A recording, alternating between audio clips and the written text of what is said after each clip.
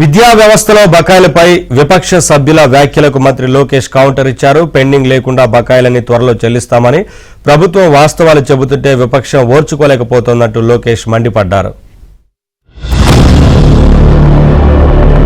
100% సంవత్సరానికి 4 సార్లు క్రమం తప్పకుండా పే చేస్తున్నారు. ఇకపోతే 2024 మే, ఆగస్టు, నవంబర్ ఈ 3 నెలలకు సంబంధించి అప్పుడు ప్రభుత్వం మారిపోయింది.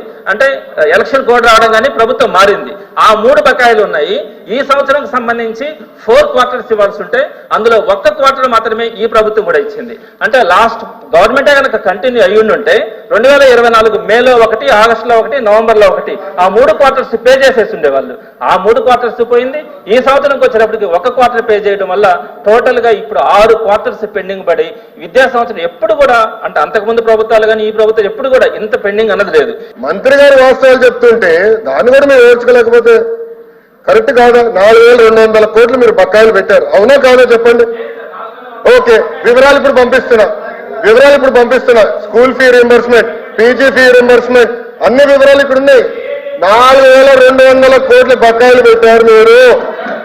4,200 కోట్ల బకాయిలు పెట్టారు. నంబర్ 1.